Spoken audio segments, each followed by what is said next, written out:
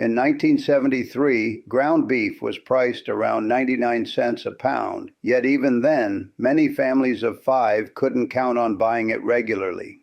So mothers across America improvised, transforming simple ingredients like bread, sugar, and a bit of resourcefulness into snacks that kept kids satisfied, calm, and cared for without breaking the budget. One item on this list, number 14, was so widespread in working-class communities that historians estimate nearly half the country ate it weekly. Today, though, it's the kind of thing most people would hesitate to admit they grew up eating. Number 7 was actually recommended by school nurses in 1971 as a healthy after-school option. And number 3, the one kids fought over, begged for, and still dream about decades later, has a flavor chemistry that food scientists have since discovered no modern snack has ever successfully replicated. These 25 snacks disappeared quietly, not because they were bad, but because the snack food industry spent billions convincing America that real food came in a bag with a cartoon mascot on it.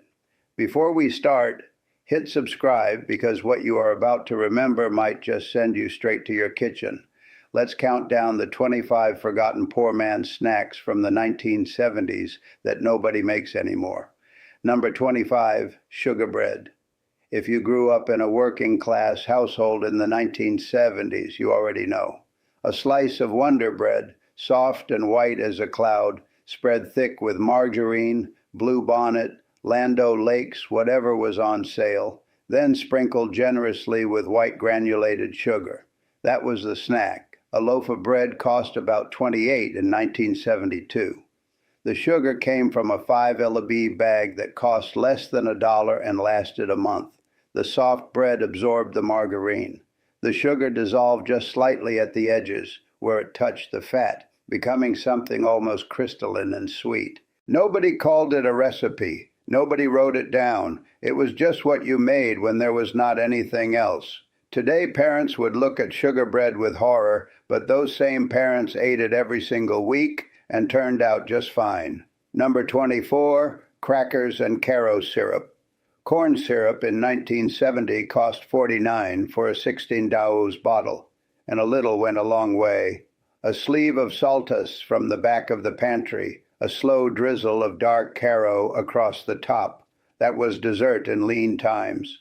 The syrup pulled in the little holes of the cracker, soaking in just enough to go sticky sweet without going soggy.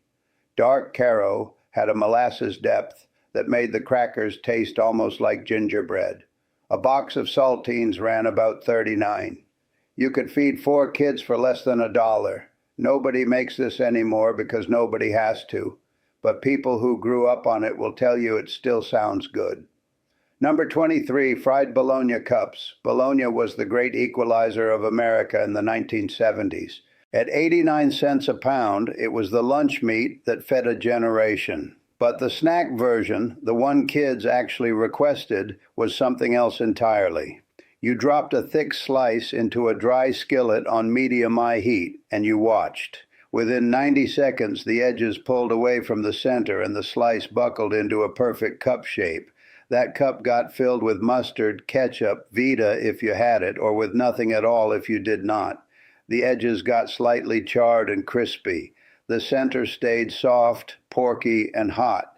Children ate these straight out of the pan without a plate, burning their fingers and not caring. It disappeared from kitchens when deli meats got expensive and when the idea of processed food became something to whisper about. Number 22, peanut butter and banana sandwiches. Poor families across the American South were making these long before gray sand. In the 1970s, a bunch of bananas cost about 15 cents a pound. Peanut butter was 65 cents a jar and lasted 2 weeks. Spread thick on white bread with sliced ripe banana, the fruit softened slightly against the bread, turning almost creamy where it met the peanut butter.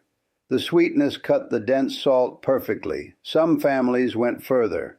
They melted butter in a hot pan, put the sandwich in, and fried it until golden on both sides. The banana caramelized, the peanut butter warmed through.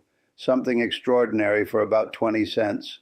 Number 21, mayonnaise on white bread. Here is one that makes modern Americans recoil. And that reaction tells you everything about how far we've come from honest poverty. A jar of Hellmann's was. Bread was always there. When there was nothing else in the refrigerator, no lunch meat, no cheese, no leftovers, you made a mayonnaise sandwich, 2 slices of bread, a generous spread on both sides, salt and pepper. The fat made the bread feel substantial. The salt and tang woke up your taste buds enough to feel like you'd actually eaten something. Families with gardens added a slice of tomato from the backyard. That was the deluxe version. Nobody talks about this snack anymore because hunger has a way of staying private. But the people who made them know exactly what they tasted like, and they remember without shame. Number 20, Vienna sausages straight from the can, a can of armor. Vienna sausages cost $29 in 1975. 7 small rubbery sausages sat in a pale, slightly gelatinous brine. A brine that generations of American children drank without thinking twice. You peeled back the lid, fished out a sausage with 2 fingers, and bit it in half. The skin snapped. The inside was salty and dense with a flavor that does not map onto anything available today. These lived in every pantry as a fallback, the thing you opened when nothing else was ready. Vienna sausages still technically exist. But in the 1970s, that little pull tab can meant everything was going to be okay until payday. Number 19, potted meat on crackers. Potted meat spread on saltines. A small rectangular tin of potted meat cost about 19 cents in 1972, and you spread it on saltines with a butter knife, sometimes with a squirt of yellow mustard on top. A smooth, spreadable paste the color of a vanilla envelope, tasting powerfully of salt and smoke with something almost livery underneath. On a cracker, that intensity made perfect sense. A tin fed 2 kids. 2 tins fed a family.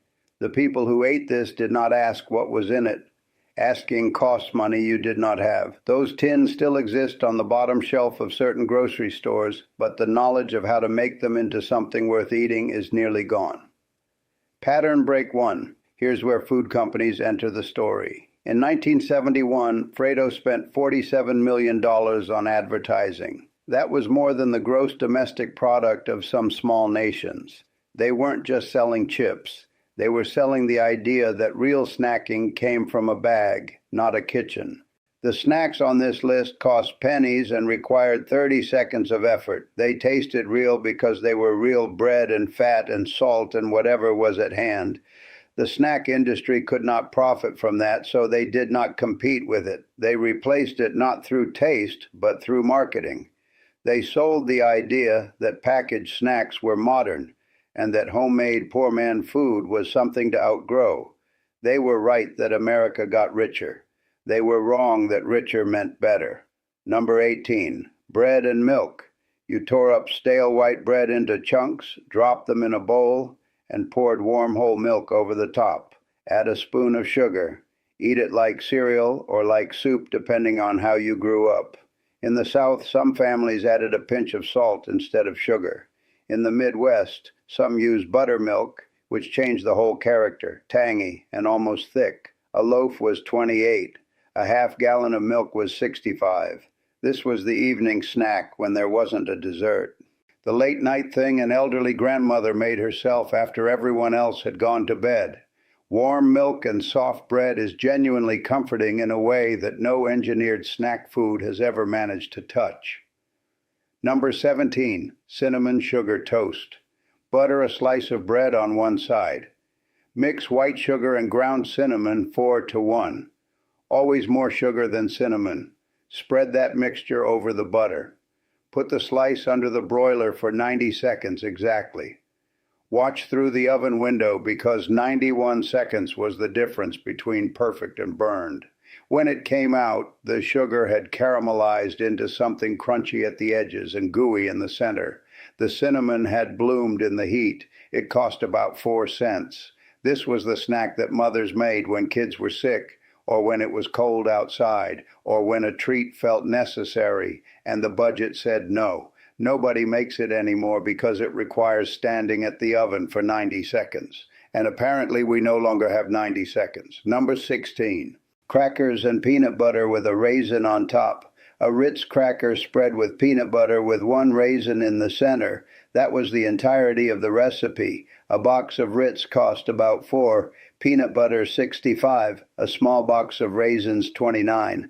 For $1.39, you could make approximately 40 snacks. Church basement across America fed entire congregations this way. School cafeterias used it as a Friday afternoon treat. The single raisin was the garnish that made it feel finished. Without the raisin, it was just a cracker. With the raisin, it was an hors d'oeuvre. That distinction mattered enormously when you were 7 years old. The Underwood Red Devil on the tiny tin was the mascot of 1970s pantry snacking. A tin cost about $35 and contained enough spreadable peppery ham paste to cover half a sleeve of crackers. Spread it straight from the tin onto a saltine, eaten in one bite. The flavor was aggressive. Cured ham pushed through a grinder with mustard and spices until it became something between a spread and a paste. On a cracker, it was extraordinary. On its own, straight from the tin with a finger while nobody was looking, it was shameless and good. Dead ham still technically exists, but the ritual of opening that little tin after school, the Red Devil grinning up at you, that ritual is gone. Number 14. Cornbread crumbled into cold milk. If you are from any part of the American South or Appalachia, you do not need this explained. You might already be reaching for a glass. Leftover cornbread crumbled into that milk, eaten with a spoon from a tall glass. The cornbread softened within 30 seconds, swelling as it absorbed the milk. You ate it cold, often for supper on hot summer nights when cooking felt like punishment. A pound of cornmeal cost about $19. Ask anyone who grew up in a Southern household in the 1970s if they remember it. Watch their face. The government knew exactly what was happening. By 1975, the USDA was tracking what poor American families ate, and the results were specific. Working-class households were spending an average of $1.64 per person per day on all food, breakfast, lunch, dinner, and every snack in between. Food stamp usage in 1975 reached 17 million Americans. The poor man's snacks of the 1970s were not born from laziness or ignorance. They were born from necessity, navigated with extraordinary creativity. Remember that for everything still ahead on this list. Number 13, tomato sandwiches. Only in summer. That was the rule. A real tomato sandwich required a real tomato, not the pale, hollow supermarket kind, but a garden tomato, thick, walled, and warm from the sun, white bread, Hellmann's mayonnaise spread thick on both sides, salt, pepper, and 3 thick slices of tomato that hung off the edges. Press down. Eat immediately standing over the sink, because the juice would ruin anything you were wearing. Nearly every working-class family with a yard grew tomatoes because seeds cost almost nothing. A tomato sandwich in August 1974 cost about 6 cents. Without that garden tomato, you just have bread and mayonnaise. Number 12, pork rind from the gas station jar. Not the bag, the jar. Service stations kept large glass jars on the counter filled with pork rind. You pulled back the hinged lid, reached in, and dropped a nickel on the counter. The gas station pork rind had a texture ranging from airy to slightly chewy, depending on the piece, and each one molded distinctly of pork in a way modern rind pumped with artificial flavoring do not. When convenience stores replaced gas stations, the jar went too. Something in the transaction, the jar, the nickel, the reaching in, disappeared and never came back. Number 11. Government peanut butter on anything. If you qualified for commodity food distribution in the 1970s, you received it in a large institutional silver can with black stencil-elled letters reading peanut butter, denser than store-bought, more intensely peanut. Without added sugar, it separated in the can into oil and solids, and you stirred it before use with a butter knife, which was its own small ritual, spread on white bread, on saltines, on apple slices, or on a spoon eaten standing at the counter. People who grew up on it remember the flavor distinctly, richer than Gif, stronger than Skippy. Today, natural peanut butter that requires stirring is sold as a health product for 3 times the price of the commercial kind. In 1973, it came in a government can and kept families fed. Flour, salt, baking powder, and water, a simple dough patted thin and dropped into hot oil in a heavy skillet. Golden in 90 seconds per side, puffing as it cooked, the outside crackling while the inside stayed soft and slightly chewy. Eaten plain with powdered sugar, with honey, or sorghum, or whatever sweet thing was available. For a family of 6, a batch cost 15 cents total to produce. This lives on in Native American fry bread, which carries its own deep cultural history. But the working class variation, what Southern grandmothers simply called fried dough, has nearly disappeared. The lard went first, then the cast iron, then the knowledge. Pattern break 3. Here is what the snack food companies did that nobody talks about. In 1978, Frito-Lay, Nabisco, General Mills, and 6 other major snack manufacturers lobbied successfully against nutrition labeling requirements.